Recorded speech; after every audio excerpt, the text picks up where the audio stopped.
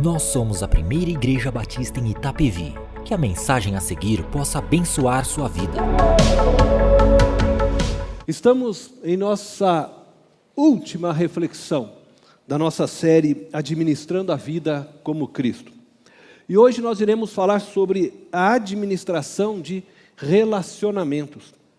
E para tratar deste assunto, eu quero recorrer à parábola do filho pródigo.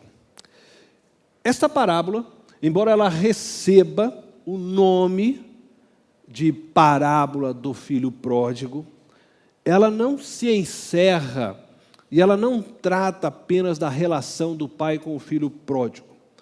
Na verdade, o diálogo da parábola se encerra na relação do pai com o filho mais velho. Ela apresenta, então, 3 cordões de relacionamento. O primeiro cordão é formado pelo relacionamento do pai com o filho mais novo. O segundo cordão, ele é formado pelo relacionamento do pai com o filho mais velho. E o terceiro cordão é formado, então, pelo relacionamento entre os irmãos. E antes de vermos, como é que se dão estes relacionamentos, como é que eles aconteciam, nós vamos olhar o contexto que leva Jesus a contar esta parábola. E para isso eu quero então convidá-los a ler comigo Lucas capítulo 15, versículo 1 e 2. Diz assim: todos os publicanos e pecadores estavam se reunindo para ouvir a Jesus.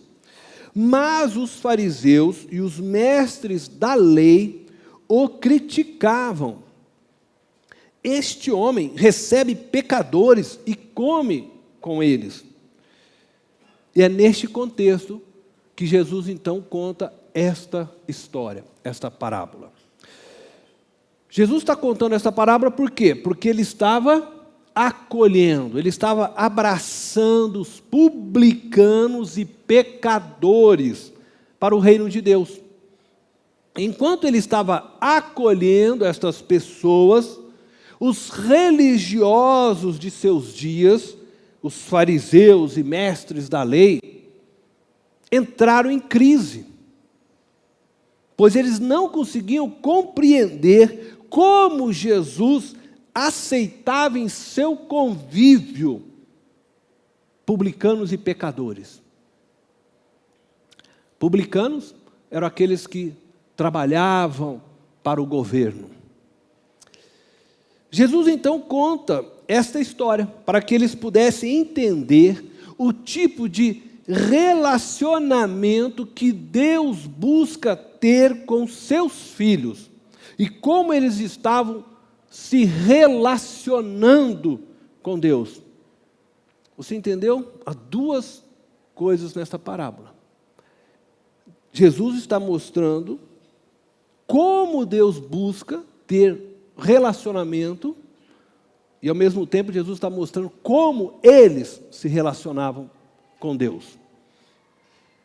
Na parábola, Jesus personifica os publicanos e pecadores com o filho pródigo. E personifica os fariseus e mestres da lei com o filho mais velho. E ensina que ambos os filhos estavam vivendo numa relação distante do pai. Dessa forma, Jesus nivela os 2 grupos na mesma condição. Eu poderia dizer que Jesus, de fato, nivela toda a humanidade nesses 2 filhos.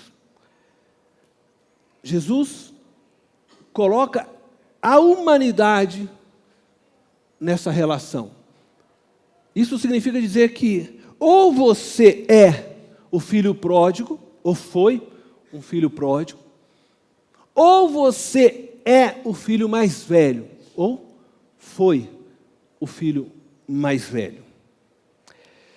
Portanto, os filhos da parábola não são crentes, não são membros de igreja, como às vezes ouvimos por aí. Joga fora esta premissa errada, para que você possa compreender a verdade desta parábola. Então nós vamos ver o primeiro cordão relacional. Trata-se do relacionamento do pai com o filho pródigo. Então eu quero convidar você para que possamos ler Lucas capítulo 15, do verso 11 ao verso 13. Diz assim o texto: Jesus continuou: um homem tinha 2 filhos. O mais novo disse ao seu pai: pai, quero a minha parte da herança. Assim, ele repartiu sua propriedade entre eles. Não muito tempo depois, o filho mais novo reuniu tudo o que tinha e foi para uma região distante. E lá desperdiçou os seus bens, vivendo irresponsavelmente. O filho mais novo, chamado por nós filho pródigo, representa na parábola todos aqueles que vivem de forma amoral e imoral, isto é, sem moral e contra a moral. São todos que vivem sem ética, sem regras comportamentais, sem escrúpulos, sem limites, vivem contra toda forma de moralidade, vivem de cabaré em cabaré, de motel em motel, de prazer em prazer, de corrupção em corrupção, de suborno em suborno. É o traficante, o político, a lésbica, a prostituta, o ateu, o à toa. Este filho está tentando se autoafirmar, está em busca de se proclamar independente do pai. Ele é o Adão no Éden, acreditando que conseguem viver sem Deus. Ele é corajoso para se lançar na vida sem o autor da vida, sem o sustentador da criação.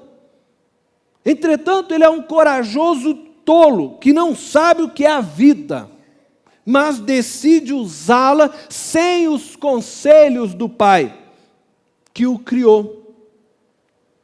Então, ele traça o seu próprio caminho. Iludido, caminha para a morte, sem se dar conta por onde caminha.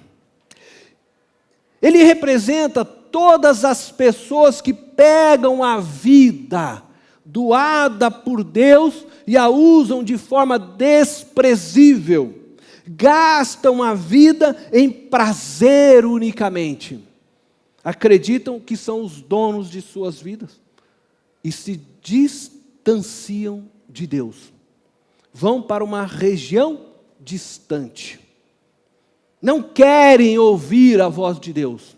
Eles não querem ter encontro com o Pai. Eles não querem ser identificados com o Pai. Embora carreguem em si mesmo a imagem do Pai. Entretanto, a vida que desperdiçam, que jogam fora de forma inútil, é a vida que foi doada pelo Pai. E não é possível existir uma relação quando um dos lados não deseja construir esta relação. Não é possível existir uma relação quando um dos lados quer viver a vida sem limite e sem regras. Este filho não quer a relação com o pai. Por isso ele vai para uma terra distante. Fora da igreja, existem muitas pessoas vivendo assim, no padrão amoral e imoral. Mas ainda dentro da igreja existem também pessoas vivendo de forma amoral e imoral. Pessoas que ainda estão tentando se autoafirmar. Estão aqui dentro, mas ainda querem viver independente de todos. Pessoas que chamam Jesus de Senhor, mas não o obedecem. Estão em busca de satisfação e caminham em terras estranhas e perigosas. E eu quero dizer para você nessa manhã, todos os caminhos de satisfação oferecidos pelo mundo, pelas religiões, pelas ideologias, nos levam à morte. Toda satisfação que o mundo pode te oferecer é passageira. E logo você vai precisar de outra satisfação. E você vai se tornar, desta forma, um prisioneiro da busca pela satisfação. A sua alma se tornará um buraco negro, sugando tudo ao seu redor e, ao mesmo tempo, destruindo tudo ao seu redor. Nada neste mundo pode preencher o clamor existente na sua alma. Satisfação plena você só encontrará em Jesus Cristo, pois Ele é o caminho, a verdade e a vida. Jesus é o caminho que te reconciliará com o Pai, a verdade que te libertará e a vida que preencherá sua existência para sempre. Mas eu quero falar agora do relacionamento existente entre os irmãos. Em Lucas capítulo 15, verso 25 e 28, trata um pouco desta relação. Diz assim: enquanto isso, o filho mais velho estava no campo. Quando se aproximou da casa, ouviu a música e a dança, e então chamou um dos servos e perguntou-lhe o que estava acontecendo. Este lhe respondeu: seu irmão voltou, e seu pai matou o novilho gordo, porque o recebeu de volta são e salvo. O filho mais velho encheu-se de ira e não quis entrar. Então seu pai saiu e insistiu com ele. Ora, o filho mais velho recebeu a notícia de que o seu irmão retornou para casa. A parábola não trata muito da relação entre os irmãos. Por isso não temos tantas informações. Entretanto, baseado nas informações que nós temos, eu acredito que a relação entre os dois irmãos não era amistosa. O irmão mais novo, ansioso em se autoafirmar, em viver a vida intensamente a partir de seus próprios valores e prazeres, não se importou com o pai e possivelmente muito menos com o irmão mais velho.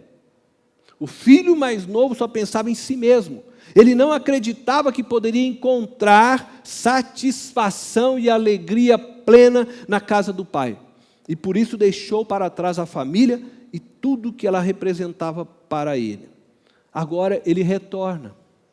E o filho mais velho, pelo que o texto nos informa, não se alegrou com esse retorno. Aliás, o texto diz que ele ficou irado. O amor e a alegria demonstrada pelo pai despertou nele ira. Ele sequer teve interesse em ir ver seu irmão. Sequer teve o interesse de perguntar para o irmão como tinha sido sua aventura.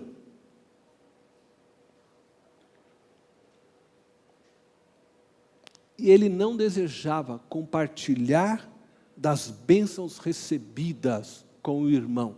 Possivelmente sua ira se deu ao saber que o pai havia pego o novilho gordo e matado para aquele irmão que tinha desprezado a própria honra da família. Ao contrário do irmão, ele acreditava que na casa do pai ele encontraria felicidade e alegria plena. O problema é que ambos estavam errados em seus conceitos sobre a vida, pois ambos não olhavam para o coração do pai. Um desejava se libertar do pai e viver no absoluto prazer. O outro desejava o que o pai oferecia a ele. Ele sonhava com a herança que poderia obter do pai, mas se tornou um escravo da vida.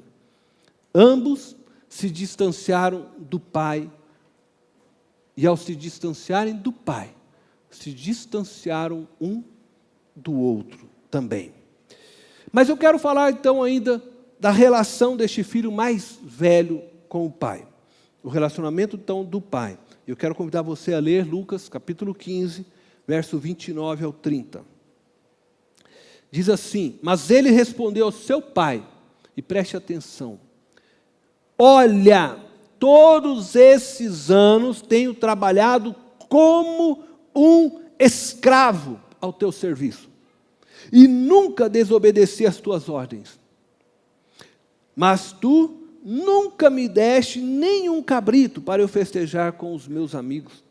Mas quando volto para casa, esse seu filho, que esbanjou os teus bens com as prostitutas, matas um novilho gordo para ele? Não sei se você conseguiu perceber a fala deste filho. O filho mais velho, ele representa na parábola todos aqueles que vivem de forma absolutamente moral, na religiosidade, no legalismo, aprisionados nas regras comportamentais.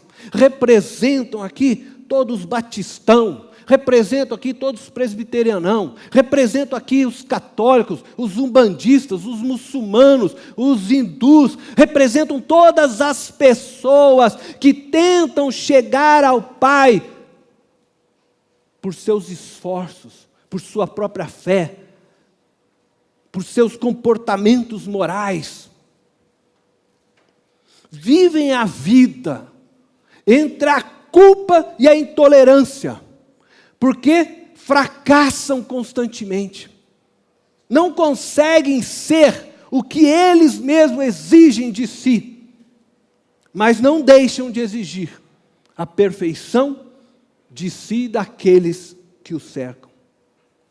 Nas igrejas, em nossas igrejas de forma geral, nós temos a presença maior dos filhos mais velhos. Talvez alguns até um dia foram filho pródigo. Viveram a vida de forma amoral e imoral. Buscaram satisfação longe da casa do Pai, mas que um dia caíram em si e retornaram para os braços do Pai. Mas ao longo dos anos, se esqueceram de como se vive e estabeleceram condutas e normas para tentar conquistar o Pai. O filho mais velho entrou em crise ao saber que o pai estava feliz pelo retorno daquele que o havia desprezado e o envergonhado. Então ele diz ao pai: estou trabalhando todos estes anos como um escravo. Nunca te desobedeci. E mataste um novilho para este teu filho. Veja que ele não chama de irmão, né? Para este teu filho. O que ele está perguntando para o pai é: como você pôde fazer isso comigo? Agora, este filho, ele se via como um escravo. O pai não o via desta forma. Ele aponta para o pai a sua justiça própria. Trabalho como escravo para o Senhor, nunca o desobedeci. Como quem diz: eu mereço o novilho, não aquele teu filho que te desprezou, que te desonrou. O filho mais velho não percebe que ao tentar ser justo demais, ele se tornou insensível à vida. Ele foi se aprisionando emocionalmente e psicologicamente em seu desejo de conquistar o pai e de se mostrar melhor que o outro filho. que ele acabou se tornando, então, insensível à própria vida. Ele não conseguia celebrar o novo nascimento do seu irmão. Ele não conseguia se alegrar por aquilo que era mais precioso e valioso. O irmão que encontrou salvação. Ele se tornou seco, amargo, chato. A vida já não corria em suas veias, mesmo morando na casa do pai. Ele não conseguia dançar e se alegrar, pois a vida para ele era amarga. Todos os dias ele estava trabalhando arduamente para tentar mostrar que era merecedor do amor do pai. Ele não conseguia viver a liberdade que o pai lhe dera, pois era prisioneiro das próprias regras que ele estabeleceu a si mesmo. Eu preciso trabalhar. O pai nunca o proibiu de tomar um cabrito, mas ele não conseguia pegar o cabrito e matá-lo. Não conseguia se alegrar com seus amigos porque se tornou prisioneiro do próprio legalismo que construiu, das próprias leis que ele criou para si mesmo. E eu quero dizer, não é possível construir relacionamentos saudáveis quando se vive acreditando que o outro te faz de escravo. Quando você se sente prisioneiro, refém das vontades do outro, esta relação não pode ser saudável. Quando você não tem liberdade para errar, quando você não tem liberdade para dizer não ao outro, essa relação vai tornar você doente, sem vida, sem doçura. Porque não há amor nessa relação, apenas regras comportamentais. O filho mais novo, ele se distanciou do pai fisicamente, geograficamente. Ele foi para uma terra distante. Eu não quero ter nada com meu pai, não quero ser lembrado pelo meu pai. E ele se afasta e se distancia. Entretanto, o filho mais velho se distanciou do pai emocionalmente, mesmo vivendo na casa do pai. Ele não buscou conhecer o coração do pai. O pai estava perto, mas ele não passava horas conversando com seu pai. O pai podia ser abraçado por ele, mas ele preferiu viver como escravo e impôs a si mesmo regras. E ao impor para si estas regras, acabou acreditando que o pai era severo, quando o pai não era. Ao escolher viver daquela forma, ele fez com que a imagem do pai para ele fosse de um homem distante, sempre pronto a cobrar algo dele. Um pai que passava pela fazenda e ia contando quantas cabeças tinha de novilho, e ele não podia pegar nenhuma, porque senão o pai iria se enfurecer com ele. O pai que ele criou não tinha abraço para dar. O pai que ele criou era um homem da punição. Não tinha tempo para festejar com o filho.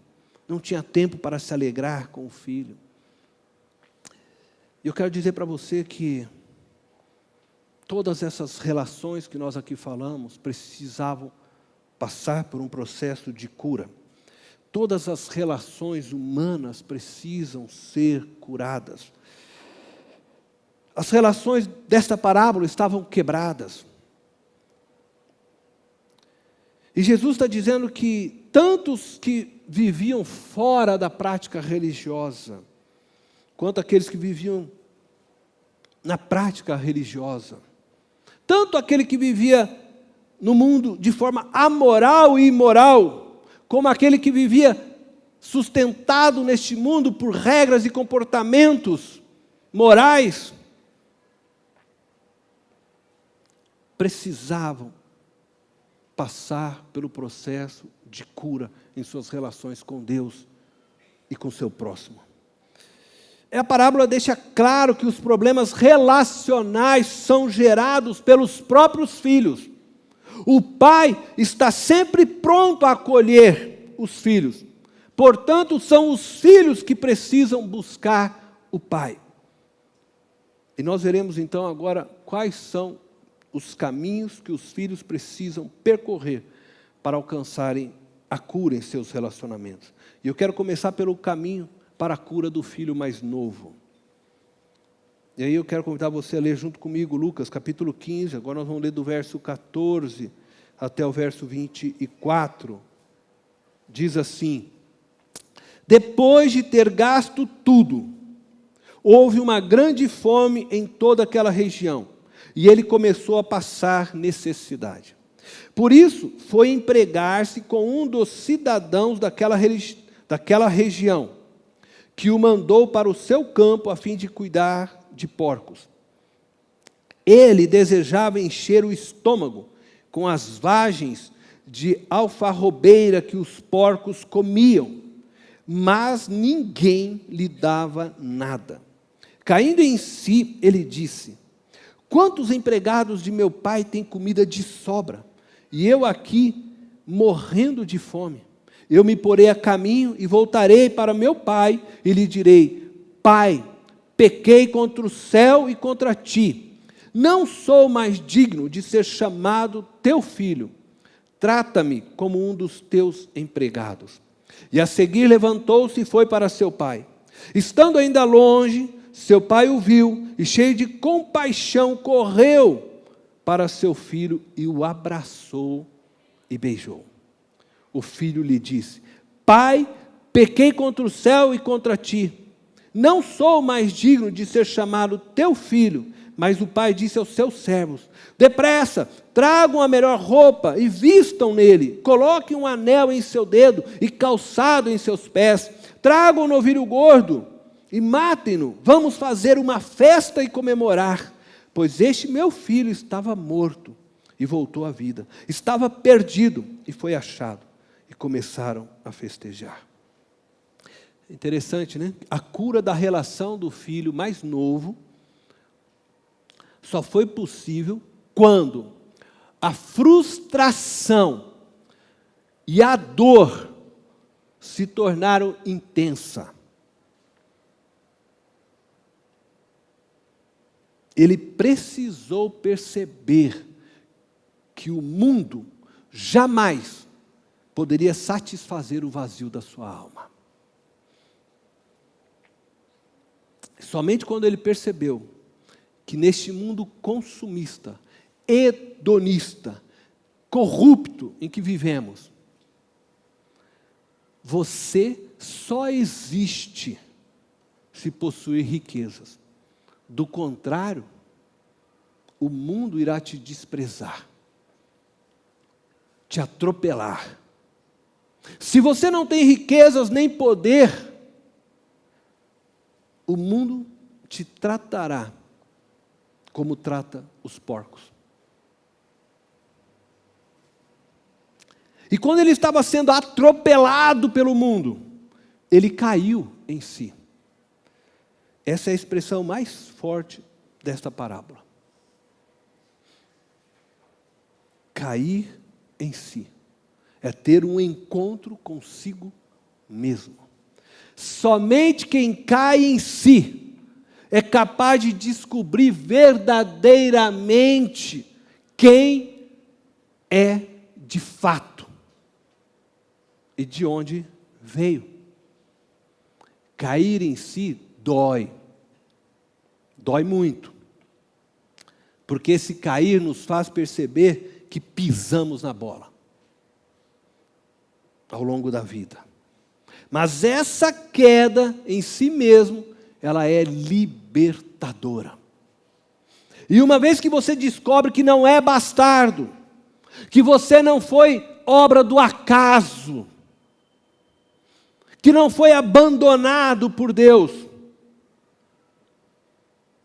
pelo contrário, que Deus o criou e o ama como filho, então você sabe a quem recorrer. Mas você precisa dar mais um passo. Não adianta só cair em si. É preciso ir em direção ao Pai. O filho decidiu. Quando caiu em si, percebeu quem era de fato. Então ele fala: eu vou ao meu Pai. Essa é a verdadeira conversão. É quando reconhecemos quem de fato somos e que necessitamos de Deus. Diga ao Pai hoje: Pai, me perdoa por ter vivido distante de Ti. E uma vez que você fizer esta oração, não se preocupe em tentar se justificar ou dizer ao Pai que você não é digno dele. Certamente você não é mesmo. Mas o Pai Celestial, Ele não é severo. Ele não guarda rancor. Ele não cobra pelos erros cometidos. Ele não tem nada a ver com o modelo do pai que o filho mais velho construiu. Ele é amoroso. Ele é perdoador, justo, cheio de bondade. E é de tal forma que Jesus, ao descrevê-lo, diz que o filho ainda não tinha chegado, mas o pai já estava lá pronto para recebê-lo. O filho foi pedir perdão, o pai o interrompeu e o abraçou e disse: este é o meu filho que estava perdido. Essa é a palavra do pai para você. E o pai o abraçou quando o filho estava emporcalhado. Você tem noção do que é isso? Cheirando porco. Porque foi da onde ele saiu, servindo os porcos. E ali ele desiste de tudo, não tem mais nada. E ele volta para o pai o vê chegando. Emporcalhado. Mas o pai vai, corre e abraça aquele filho. E diz: este é o meu filho. Não importa como ele chegou.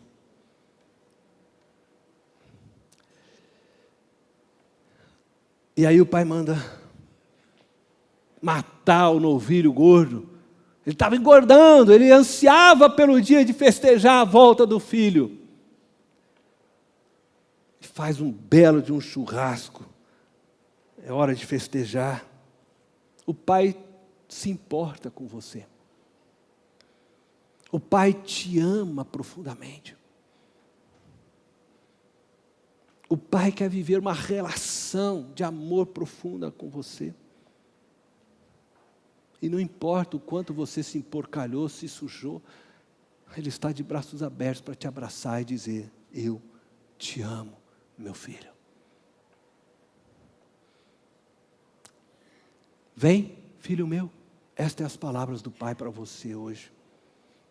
Mas eu também quero falar do caminho para a cura do filho mais velho. Lucas capítulo 15, versículo 31. Disse o pai: meu filho, você está sempre comigo, e tudo o que tenho é seu.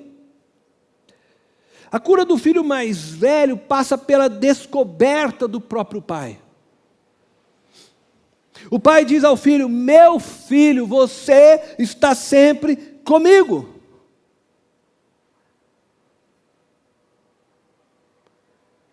Você que é crente há tanto tempo, você que tem buscado nas religiões, não importa qual, chegar a Deus, você precisa cair em si também.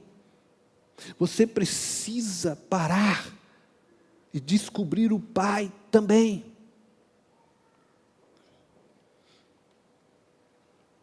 Você que sabe, tem orgulho de ser crentão,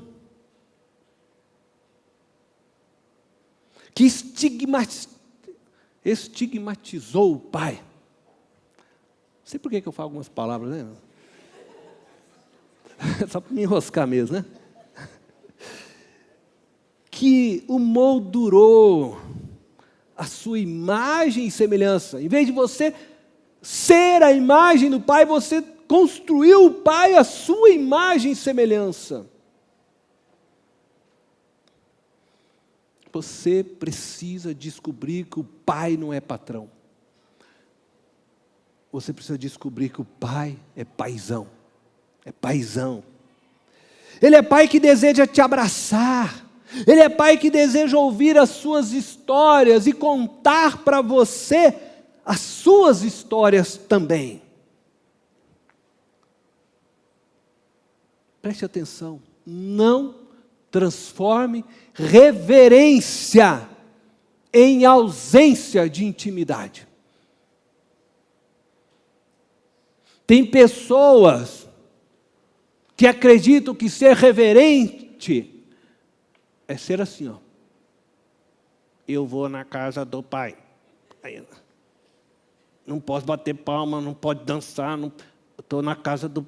Isso não é reverência.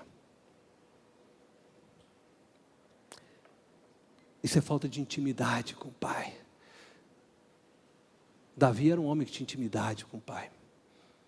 E como aquele homem gostava de dançar para o pai, né? Miriam pegou o tamborim e foi dançando com o pai. Quem vive com o pai tem alegria. Qual que é o fruto do Espírito? Amor, alegria. Esse paizão celestial, ele está dizendo: tudo o que eu tenho é seu. Você não precisa viver como escravo, nem como um mendigo. Você não precisa viver emporcalhado, meu filho. Peça e darei. Viva a vida com a certeza que sou teu pai, que eu estarei sempre contigo. Desfrute do meu amor, filho. É isso que o pai está dizendo. Mate o novilho gordo. Vai, celebre a vida com seus amigos. Eu estarei lá contigo. Não viva essa relação com o pai na categoria e no limite somente do terreno. Expanda seus pensamentos. Abra a cachola. O universo pertence ao Pai Celestial. E Ele te chama para reinar com Ele. Viva a vida e a vitória da cruz na perspectiva do Pai. Amém? Bom, mas eu preciso ainda falar do caminho para a cura das relações dos dois irmãos. Esse é o caminho da cura para as nossas relações, para a relação da humanidade que está aí fora. Todo ser humano precisa passar por esse processo de cura. Lucas capítulo 15, versículo 32. Mas nós tínhamos que comemorar e alegrar-nos, está dizendo o pai, porque este seu irmão estava morto e voltou à vida, estava perdido e foi achado. A cura da relação entre os irmãos, a cura da relação entre nós, seres humanos, ela acontece quando ambos os lados descobrem o pai. O filho mais novo, que vivia de prazer em prazer, vivendo somente para si mesmo, ao cair em si, retorna para a casa do pai e descobre o prazer em viver em família novamente. Voltar para a casa do pai é voltar para tudo que faz parte do mundo do Pai, para todos os valores do Pai. O filho mais velho, que estava seco, insensível à dor humana, que não foi capaz de se alegrar ao ver o filho que foi encontrado, que estava morto e agora estava vivo. É porque ele havia se aprisionado e criado uma imagem do Pai que não era real. E ao redescobrir o Pai, e o grande amor do Pai por ele, este redescobre que a vida só tem sentido quando ela é vivida no amor. Com o Pai, o filho mais velho aprende que amar é o que nos faz ser o que somos, seres humanos. Ambos os filhos podem finalmente dizer: é bom te ver aqui, meu irmão. Porque ambos se veem participantes do mesmo amor do Pai. E eu quero concluir. Nossas relações, enquanto vividas na necessidade de autoafirmação ou de independência, serão sempre relações doentias. Enquanto nos relacionarmos de forma amoral e imoral, só produziremos morte e destruição uns dos outros. Enquanto nos relacionarmos sustentado por regras religiosas e condutas morais, viveremos como escravos uns dos outros. Teremos comportamentos aceitáveis, é verdade, mas que causarão a morte da nossa própria alma, nos levando o prazer de viver. Somente na cruz redescobriremos o prazer de viver. Quando nos desapegarmos completamente da vida, quando nos esvaziarmos plenamente de nós mesmos, descobriremos a vida que brota de Deus. E a vida de Deus correrá como um rio de amor por nossas entranhas, por nossas células e moléculas, de todo o nosso ser. Ela transbordará de nós, produzindo frutos no tempo certo e curando todas as nossas relações. A vida do Espírito de Deus nos vivificará e nos transformará, nos tornando todos um. Viveremos o mesmo sonho, trabalharemos pelo mesmo fim, existiremos pelo mesmo propósito, viveremos a unidade perfeita, porque estaremos todos entrelaçados pelo amor, porque viver imerso na vida do Espírito de Deus é viver mergulhado, banhado, envolto no amor. O que sustentará nossa unidade eternamente será o amor de Deus, que correrá em nós e por nós como rios de água viva. O nosso desafio hoje é começarmos a viver este amor já. É deixar que a vida do Espírito de Deus flua por todo o nosso ser hoje. É deixar que Deus nos conduza para dentro do outro e o outro seja conduzido para dentro de mim. Você precisa abrir seu coração e segurar na mão daqueles que estão ao seu redor e dizer: vem comigo para o colo do Pai. Vem comigo. Vem fazer esta oração agora junto comigo. Eu quero chamar todos agora para fazer esta oração.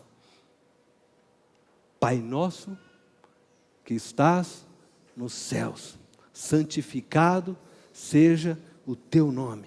Venha a nós o teu reino e seja feita a tua vontade, assim na terra como no céu.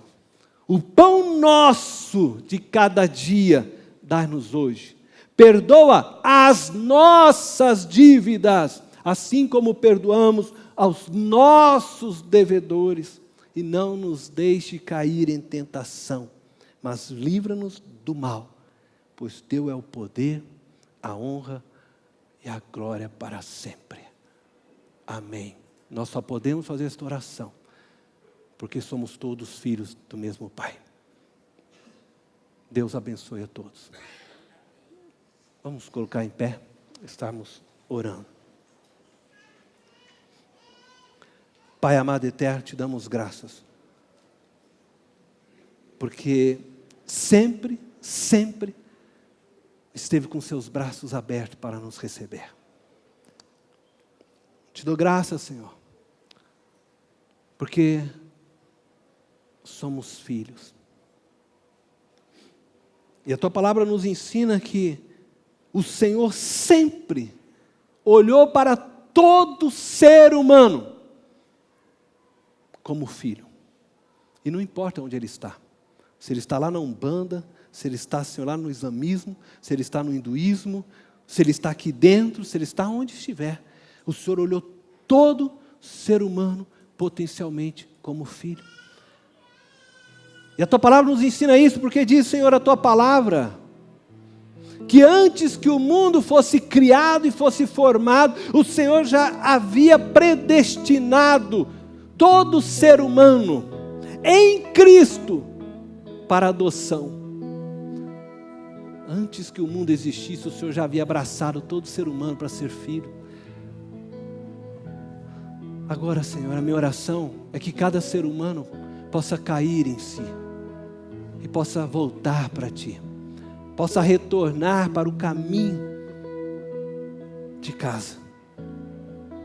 Aqueles que escolheram uma vida amoral e imoral, que eles possam cair em si e perceber que este mundo não tem nada a oferecer.